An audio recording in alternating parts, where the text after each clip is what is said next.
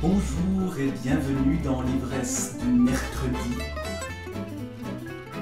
Un peu de lecture parmi ce que je parcours en ce moment. Et en ce moment, je me plonge dans une lecture intégrale des Rougon-Macquart de Zola. J'en suis au 5e roman, La faute de l'abbé Mouret. Et plus précisément dans la 2e partie de ce roman, le moment où arrivera la faute. La première partie, c'est l'abbé qui s'installe dans un village sec, dans un village où il est très seul et où il se vautre dans le mysticisme. Puis il tombe malade et va entrer en convalescence dans un lieu qui s'appelle le Paradou. Évidemment, le nom du lieu est extrêmement évocateur, le Paradou. Mais c'est le lieu de la faute. Et il y a une certaine Albine qui est présente et qui va le tenter. Mais dans l'extrait que je vais lire, il n'y a pas de faute. Il y a une pureté, une innocence qui est touchante. Et en plus de cela, il y a le soleil. Je vous lis ceci, un jour de brouillard. Donc, la force du soleil, la force du ciel bleu va donner vie à cet homme qui se recroquevillait dans son mysticisme. Elle tirait vivement les rideaux. Elle ouvrait les fenêtres toutes larges.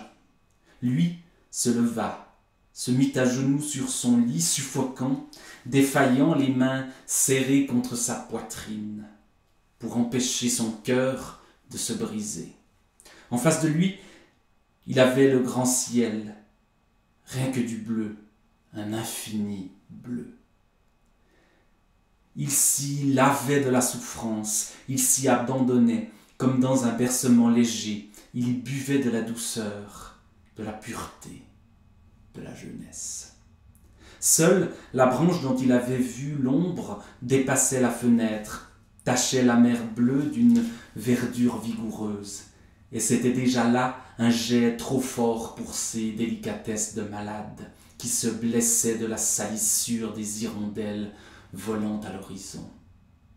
Il naissait. Il poussait de petites cris involontaires, noyé de clarté, battu par des vagues d'air chaud, sentant couler en lui tout un engouffrement de vie. Ses mains se tendirent et il s'abattit. Il retomba sur l'oreiller dans une pâmoison. Quelle heureuse et tendre journée! Le soleil entrait à droite, loin de l'alcôve. Serge, pendant toute la matinée, le regarda s'avancer à petits pas. Il le voyait venir à lui, jaune comme de l'or, écornant les vieux meubles, s'amusant aux angles, glissant parfois à terre, pareil à un bout d'étoffe déroulé. C'était une marche lente, assurée, une approche d'amoureuse, étirant ses membres blonds, s'allongeant jusqu'à l'alcôve d'un mouvement rythmé, avec une lenteur voluptueuse qui donnait un désir fou de sa possession. Enfin, vers 2 heures, la nappe de soleil quitta le dernier fauteuil, monta le long des couvertures, s'étala sur le lit ainsi qu'une chevelure dénouée. Serge abandonna ses mains amaigries de convalescent à cette caresse ardente. Il fermait les yeux à demi, il sentait courir sur chacun de ses doigts des baisers de feu. Il était dans un bain de lumière, dans une étreinte d'astres. Et comme Albine était là, qui se penchait en souriant, « Laisse-moi » balbutia-t-il, les yeux complètement fermés. « Ne me serre plus si fort. Comment fais-tu donc pour me tenir ainsi tout entier entre tes bras ?» Puis le soleil redescendit du lit, s'en alla à gauche de son pas ralenti. Alors Serge le regarda de nouveau tourner, s'asseoir de siège en siège avec le regret de ne l'avoir pas retenu sur sa poitrine. Albine était restée au bord des couvertures. Tous deux, un bras passé au cou, virent le ciel pâlir peu à peu. Par moments, un immense frisson semblait le blanchir d'une émotion soudaine. Les langueurs de Serge s'y promenaient plus à l'aise, y trouvaient des nuances exquises qu'il n'avait jamais soupçonnées. Ce n'était pas tout du bleu, mais du bleu rose, du bleu lilas, du bleu jaune, une chair vivante, une vaste nudité immaculée qu'un souffle faisait battre comme une poitrine de femme. À chaque nouveau regard, au loin, il avait des surprises, des coins inconnus de l'air, des sourires discrets, des rondeurs adorables, des gazes cachant au fond de paradis entrevus de grands corps superbes de déesses. Et il s'envolait, les membres allégés par la souffrance, au milieu de cette soie changeante, dans ce duvet innocent de l'azur. Ses sensations flottaient au-dessus de son être défaillant.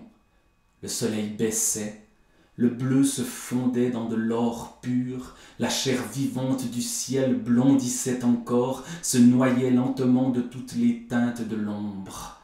Pas un nuage, un effacement de vierge qui se couche, un déshabillement ne laissant voir qu'une raie de pudeur à l'horizon. Le grand ciel dormait.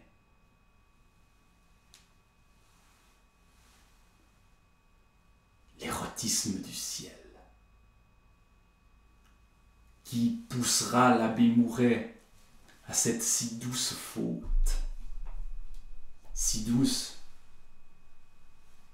qu'on la lui pardonne facilement, beaucoup plus facilement que lui-même, sans doute ne se la pardonnera.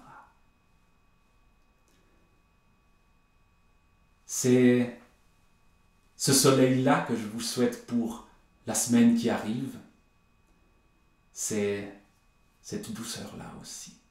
Et on se retrouve bientôt